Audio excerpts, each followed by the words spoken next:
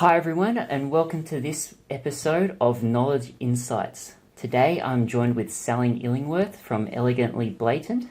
Sally, thank you very much for being here and taking time out of your schedule.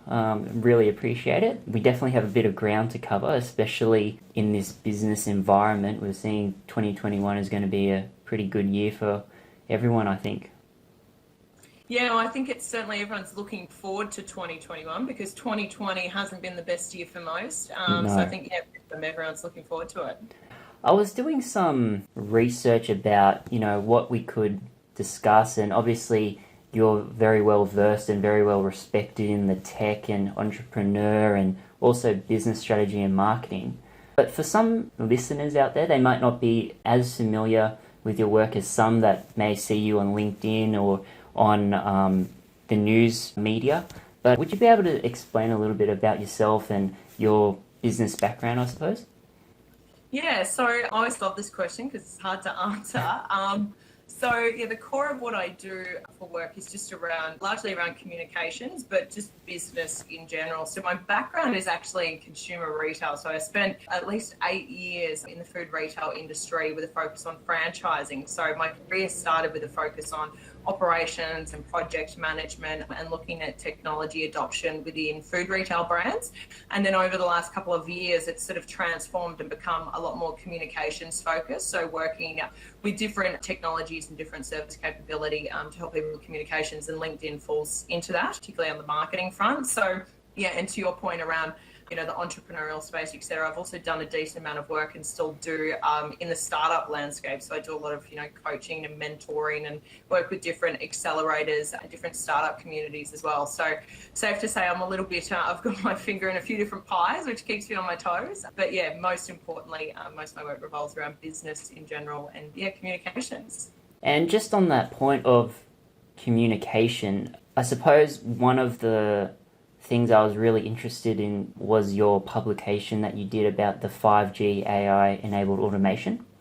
And I had a quick look through this, and I thought it was there's definitely a lot of granular information in there, and obviously it's probably not aimed at any random viewer, but for those who are probably looking at the more technical aspects of what you're writing about, do you think as though that we've seen this 5G enabled concept and this whole IoT landscape and this work from home environment, do you feel as though that the data and the physicality of, a worker or a business is still present, so that do businesses need to be considering themselves as a data center as well as, their regular operations? And do you think that this fact that you don't have to be present in a workshop basically is the way forward? Yeah, well, I think it's an interesting conversation to have, right, James, because, I think over the last couple of years, but more so in 2020, it's sort of been accelerated and we've been forced to embrace it. But what we've certainly seen is there's a growing convergence between sort of online and offline.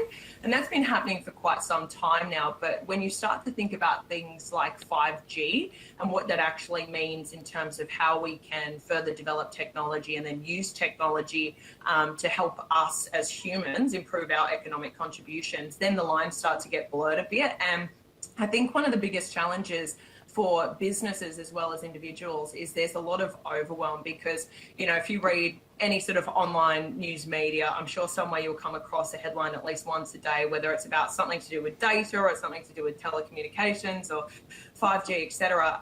And so what's happening is there's a lot of overwhelm because everyone's talking about these things. And so, with that paper that I co-authored with a guy named Dr. David Soldani, who's actually at Huawei Technologies, it was interesting because, yes, we broke it down at a granular level, but what was really quite fascinating about it is the process we went through to actually define a lot of the things relating to 5G AI-enabled automation, because it's only by defining it and trying to communicate some clarity there that, as business leaders and individuals, we can better understand what those advancements mean for us. And on the data point, you raise a good conversation there because I think data's been so many businesses and individuals still don't realise, how much data they are collecting and that they are holding. Interestingly, probably about 18 months ago, I was at a particular board meeting with a very large software development company, and having a conversation about data, and even the largest of businesses have no idea how much data they're collecting. So, when we get into a conversation around, is every business to have its own data center, etc. Yes, and I would argue that every individual is in effect as well becoming their own data center. Think about what you do on your mobile phone and how much data you're processing and collecting and storing and archiving, without even probably realizing it, whether it's a photo or a message or something to that effect. So it's a massive conversation. And yeah, I think it raises a lot of questions, and there is a lot of overwhelm around it, particularly when we start to think about converging online and offline, which to your point is where the physical components come in. And I think it's getting more and more blurred because we're struggling to differentiate between what's happening offline and what's happening online. Fantastic. And so coming from a marketing perspective as well, do you feel as though that this 5G concept is opening new avenues for businesses to explore marketing for their business if they've never considered it before? Yeah, so one of the biggest things with 5G is, for the average consumer, in simple terms, it probably means, faster Netflix downloads, right? But for business and for marketing more specifically, so some of the key benefits from 5G that will be realised, it will take some time to get there though, because a lot of what we've seen with 5G, especially in Australia, is that we require a lot of money to actually roll out 5G and update infrastructure. And there's a lot of debate there in relation to who pays for that. And so, that's a conversation in and of itself. But some of the key business benefits that will come from 5G relate to, say, machine-to-machine communications, which sort of falls under the banner of industrial Internet of Things. So that's where we'll see the most amount of benefits. But on the marketing front, certainly from an automation perspective, 5G will help to improve things, but I wouldn't say marketing, as a discipline is likely to be the discipline that benefits the most from 5G. I think, if you are to look at the marketing front when it comes to 5G in terms of how businesses can exploit 5G as a marketing message, if you like, for their business, there'll be some that will win more than others. But largely speaking, 5G has, it seems like it's a bigger conversation than it probably is. Like really, what we're doing is just sort of moving on to the next generation of cellular. But I think 5G has been discussed quite drastically in comparison to, say, the move from 3G to 4G on the basis of what it means for industrial IoT, which is really where we'll see a lot of benefits to, say, things like manufacturing. And that's where, robotic process automation, et cetera, comes in. So marketing will benefit in some extent, but certainly won't be the biggest winner. Okay, so 5G will be nearly the basis for business moving forward, which it sounds like it will be in terms of RPA, AI, chatbots, all that type of conversational commerce. Do you feel as though that there's anything else that needs to be taken into from a business perspective? Like obviously we have geopolitical factors for those international types of businesses, but from a, say, regulatory or infrastructure standpoint, do you feel as though Australian businesses will be somewhat disadvantaged in a global context, or is it relatively even for everyone? Disadvantaged in what sense? So say, for example, if the adoption isn't entirely available for each business, or perhaps the understanding or the awareness isn't there as well, whereas maybe in some other countries, such as in the Asia continent, there's a massive drive for tech to be nearly at the forefront of what the business is doing. So in terms of Australian businesses, obviously we have bricks and mortar, but do you feel as though that 5G and other business factors will be just as influential for 2021? Yeah, so it's interesting, right? Because I think adoption of technology in general, whether it's alongside 5G advancements or not, is largely a cultural thing. So to answer your question, I would argue that the culture of a country is really important. The culture of a country, in relation to technology specifically, is really important when it comes to seeing mass adoption of technologies as quickly as possible so that that country as a whole can effectively improve its position in the global value chain.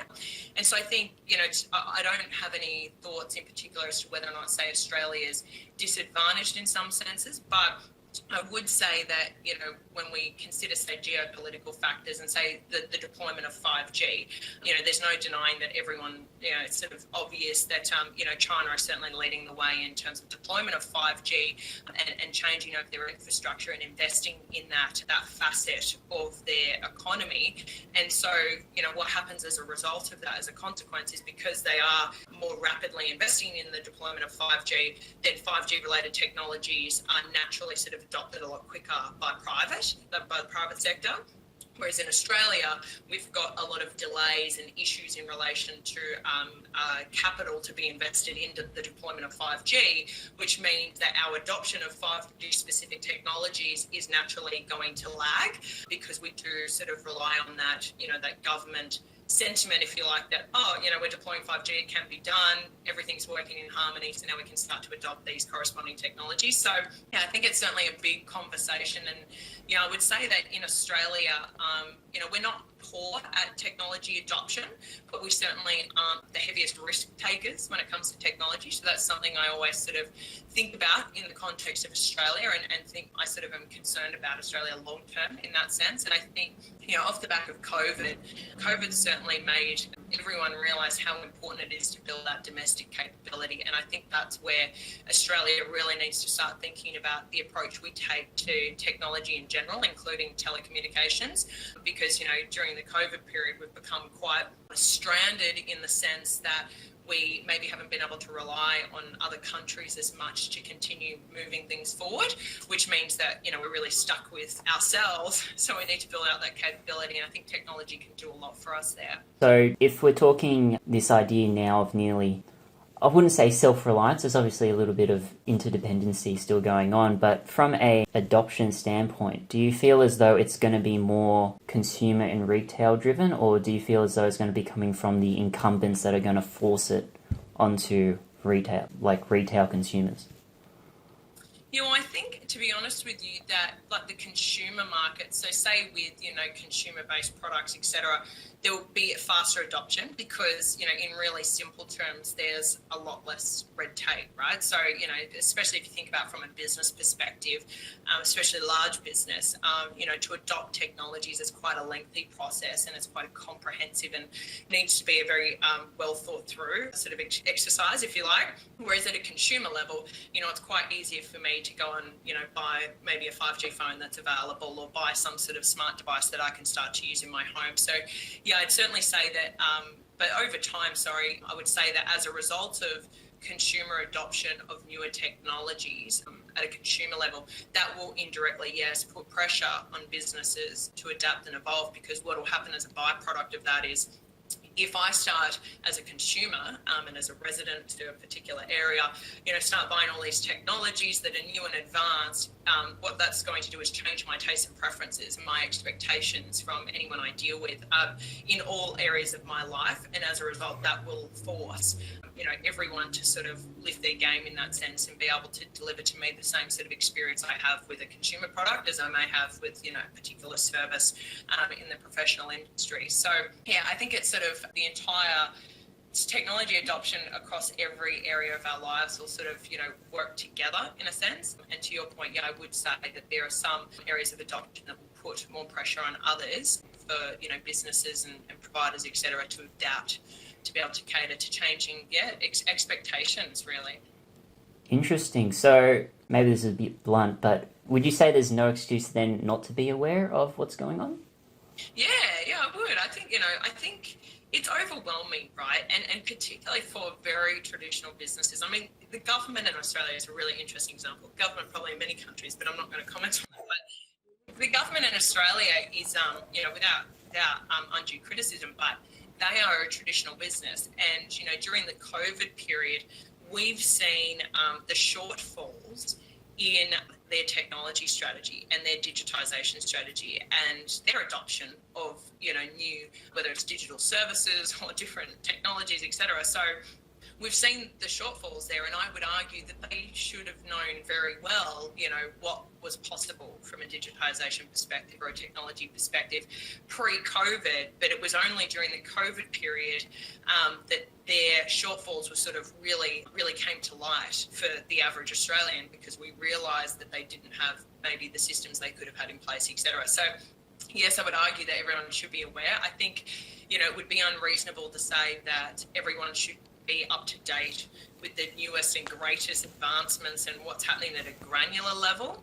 But generally speaking, most leaders and operators should understand what's happening and what's changing. Doesn't mean they should be able to predict every trend, but they certainly should understand what's happening and at minimum stay in touch with what's happening in their industry and what customers are expecting. It's not that difficult, for example, to compare your experiences as a consumer at home with maybe how you go about, procuring services, how you go about ordering things, how you go about engaging with different things, and taking those concepts and those experiences and comparing them against the equivalent with what you do as a leader for work, for example. It's not that difficult. So yeah, I think, the times of saying, oh, we'll do that later, or we don't need to do it yet, we're still fine, our sales are still growing, it's still great, shareholders are happy, those times are really over. And I think COVID, in a disappointing and pretty destructive way, has been a bizarre blessing in disguise for many businesses and many industries to realise where their gaps are and where they fall short, and therefore where they need to quite rapidly invest in some change in order to survive moving forward. So a couple of things in what you just said. So this idea of, as the phrase goes, kicking the can down the road and just letting it go by, and the idea that we've had this nearly 12 months of shutdown, 10 months of shutdown. Would you say that for a business leader or an operations manager who's looking at, your business in the context of your industry value chain, if those 10 months or so haven't been used to either replace inefficient mechanisms in the business or perhaps outsource costly mechanisms in the business, are basically setting yourselves up to start on the back foot for the new year? Yeah, it's there's probably a lot of debate there. Like, I would say that the first couple of months that we experienced COVID, where things started to intensify, which was, at the beginning of this year in Australia, probably, mostly from, say, February, March onwards, was when it really started to become a legitimately perceived issue.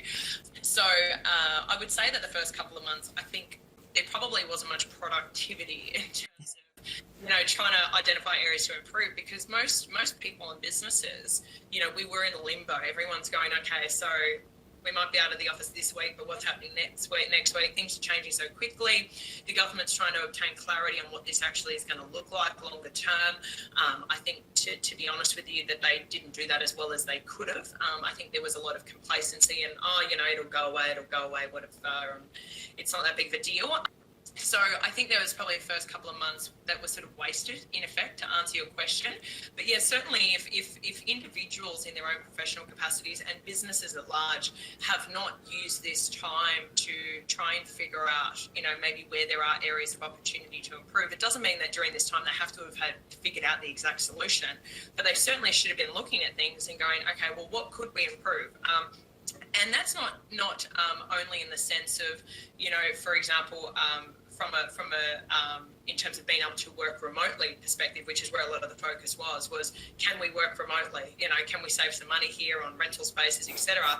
But more so just in terms of business processes, because I think what COVID has really demonstrated is, in really simple terms, yes, a lot of people can effectively work from home. People can work remotely and virtually when maybe previously they didn't believe that they could. But more importantly, what it's shown us is that there is, a lot is changing, and I think convergence is the key word. Like, things are converging, processes are converging as a result of the way in which we work. Just things are changing, and so yes, to answer your question without rambling on forever, I think certainly the time should be used productively, should have been used productively, and I think in 2021 we will see businesses start to make firmer decisions in relation to what they're going to change and how they'll move forward, because, as I said, I think those first couple of months were sort of wasted. Everyone was trying to figure out just what was going on. And then in the later months, they've realised, okay, things are changing. They're never going to go back to what they completely were before. So now let's start to take a look at, where we can maybe achieve some cost efficiencies or, time efficiencies, etc. And so I think in 2021, we'll see more firm decisions being made.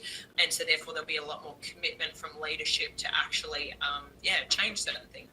If we're going from this, say, static state when, as you said, was pretty unproductive to a more dynamic state where, things are starting to pick up, things are changing day to day nearly, would you say that businesses need to stay on their toes in order to react? And just as you mentioned, although we don't need to know all the answers, if we're not planning to or forecasting what certain conditions could be in the next 3 to 6 to 12 months, do you reckon that businesses could be risking putting themselves at a similar position as it was those 6 or 10 months ago? Yeah, well, I think, COVID in terms of, what's happened to certain businesses and, different industries, etc., really revealed where there was already a lot of complacency. We've seen entire industries, different businesses, business models, all sorts of mechanics, if you like, within an economy sort of surfaced as ineffective or redundant or not working. And to me, that really just, with a highlighter shows where people and industries and business models, etc., became complacent. Because as soon as I'm not saying everyone should have been prepared for a pandemic, certainly not. But the inability to be able to adapt. And I think there are a lot of issues that sort of could have been resolved over the last 5-10 years in different industries and in different businesses that just haven't been. So there was complacency. So yes, I would say that, that same belief of mine that you should never be complacent in business, no matter how good things are, yes, certainly applies, moving forward. And I think, probably one of the biggest things with COVID is that it will just weed out those that are complacent quicker than they would get weeded out if there wasn't a pandemic. And that's a harsh reality. And so I think, no matter how harsh that is, as leaders, as operators, as governments, we need to be looking at that and understanding what that actually means from a macro perspective. For example, I spent about 8 years in the food retail industry, and I know firsthand that a lot of the models are flawed, systemically flawed in that industry. And, that's something I've always been passionate about, that it needs to be fixed. And they were flawed even 8 years ago. And so what happened during COVID is that was really revealed. And finally, we can see the cost of that, what happens when you have business models that are flawed. And what that means for families, so right down to a whole household level. And so I'm not saying that I wish it upon anyone to go through that during the pandemic, but I think we need to take it for what it is, which is a wake-up call to everyone. And this period has just really emphasised that complacency cannot be an option. And, I still don't believe that we're through, and it's different in different countries and even in different industries, but I don't believe we're through the worst of it yet. I think we've been fortunate, especially in Australia, and I won't comment on other countries, but in Australia, to have the government that we have in terms of being able to support the economy broadly and sort of cushion some of the blow, if you like. But with that in mind, I do believe that we've not seen the worst of it yet. So now it's going to be a balancing act between, the private sector and government to try and work together to build a healthy economy again, where the government can sort of back off in terms of how they're, sort of inflating things and supporting things. And then private industry can step in sustainably to be able to sort of, return us to some sort of healthy state that, is sustainable in the long run. Okay. Complacency aside, and I know just in the introduction we touched a little bit about on, your different roles as like a strategist and a consultant and also as a voice in the Australian business community. If you are a mentor or you're a mentee looking for a mentor, is there something that you should be looking for in this environment in particular that would help you navigate this small business or entrepreneurial market? While there is a lot of chaos going on, there's also a lot of disruption and opportunity. And sometimes that's not always easy to navigate for, whether it be a young or an experienced veteran. There's a lot, like you said at the beginning, there's a lot of overwhelming information, a lot of confusion, and maybe a little bit more guidance is needed in the business community on how to navigate it. So is there anything in particular that you can point out that is a good indicator? Yeah, it's a broad question. I think, in terms of like mentorship and, what's worthwhile, it's always contextual, right? Like at different stages of a business's maturity journey or an individual's career, you sort of require advice on different things. But I would certainly say during this time and just in general in business, or in your profession, certainly one of the sort of aspects of advice I would always be seeking is finding people or a person who can help you to learn how do I summarize it, sort of more quickly assess the ability of things or determine the viability of things. And I think there's a couple of reasons why. One of them being that everyone knows the world is just changing so quickly, and that's not new, that's not subsequent to COVID, that's just the way the world works. And the other thing I'd say is, everyone's got the next best thing. And I can sort of speak anecdotally in the sense that, the last 2.5 years I've spent on LinkedIn, I couldn't tell you how many things I've been approached with. Next best technologies, whether it's voice recognition or, it's an automatic pizza maker or something like that. So many things. And so every person or every business has the next best thing. And so it doesn't really matter what capacity you operate in, whether you're a business owner, you're a consultant, you're a chief executive officer, there's a lot of noise. And a friend once said to me that the key is to look for the signal within the noise. And, so with that comes the ability to be able to quickly sift through opportunities and options and stuff like that. So I certainly say that's a skill that everyone needs. And I think COVID and what's happened in terms of how quickly we've been forced to have to adapt, I think that's probably one of the biggest skills everyone should be sort of trying to procure and obtain and develop. And that'll serve you at every stage of, your life and your career is, the ability to quickly work through, is this worthwhile or not? Whether that's you're comparing different vendors for something because you're looking to solve X, or you're more on the entrepreneurial side and you're looking for somewhere to invest money or time and you're trying to figure out which way to go. Yeah, I'd certainly say that's one of the best skills we can all adopt. Yeah, interesting. So it was just funny, as you were talking about, I was thinking about this saying that there's no new ideas under this. And you're right, what you just mentioned about finding the signal in the noise, that's the key to pretty much right now. It's hard to focus your attention on just one thing when everything's changing around you. That's really, profound insight, yeah. Well, this is the thing. I was actually just speaking to someone earlier about the fact that, just thinking about basic communications, right, which is noise, whether it's comments on your posts on Facebook or like on your Instagram photos or messages on LinkedIn or emails or whatever. There is so much noise because we're so connected. And if all we were to do was focus on reacting and responding to every bit of noise that came our way, we would never get anything done. So, if I'm rude because I don't reply to a text message for 6 hours, well, then so be it. Probably do something else because, and I think it's hard because our technology, like if you think about your mobile phone is like an extension to your being, to your person. And so in a sense, we have an interdependent relationship with our phone. Okay, well, my phone can't do what it does and serve my life without me and my input. But now I'm so reliant on my phone, I can't do what I do and contribute the way I contribute without my phone. So it's a really interdependent relationship. But what happens as a consequence of that is there's like a reliance and there's a lot of subconscious activity that goes on. And so when you're thinking about noise, just even at from a day-to-day perspective in your own individual life, there is so much noise via push notifications coming to you all the time. And so being able to moderate that and sort of intercept that consciously and, for example, go, not because my parents are telling me to and I'm 10 years old, but I'm going to put my phone down and not look at it for the next 2 hours because I'm going to do high intent reading or focus on this, or even just watch a film.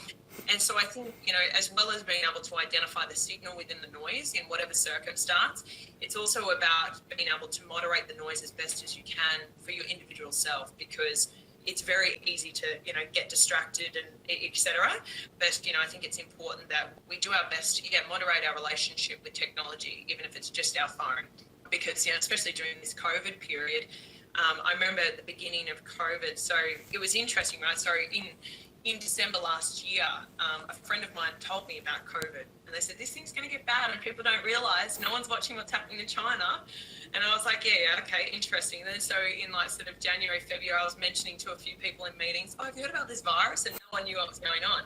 And then all of a sudden it became serious. I was like, wow, that person was right. So in the first couple of months of COVID, I spent nearly every day, and the first thing I would look at in the morning is what's the news on COVID, what's happening. And because I wasn't moderating that, I was just doing that because I just followed my natural human instinct, which was I want to know what's going on with COVID. I was feeling so just half depressed every day. Going, oh, this is so negative, and all I'm focusing on is COVID, and who's lying about the data, which government's right, which government's wrong, whose fault is it?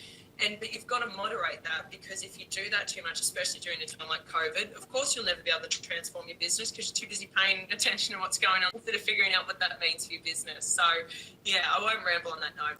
No, that's a separate conversation in itself, Sally. But before we sign off, is there anything that you would like to let perhaps your listeners or the listeners in general know what you or Elegantly Blatant have going on?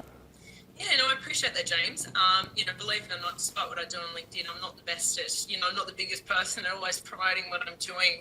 A couple of things I'll share, so one which is focused on the technology industry specifically, with a business partner we've been building out a marketing services solution for technology brands since the beginning of 2020. I was really excited about what we're doing there. So we support brands with brand awareness and lead gen.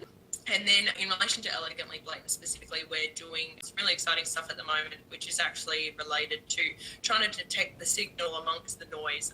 So we're working with narrative intelligence capability, so being able to map stakeholder networks to be able to identify, which media and journalists may influence a particular stakeholder, as well as analyse narratives. So, pretty much taking a bird's eye view of what's being discussed in the public domain relative to the conversations and pillars of interest to the clients. So yeah, some of the exciting things I'm working on that I'm looking forward to ramping up in 2021. Wow, that's fascinating stuff. I can't wait to see more of that.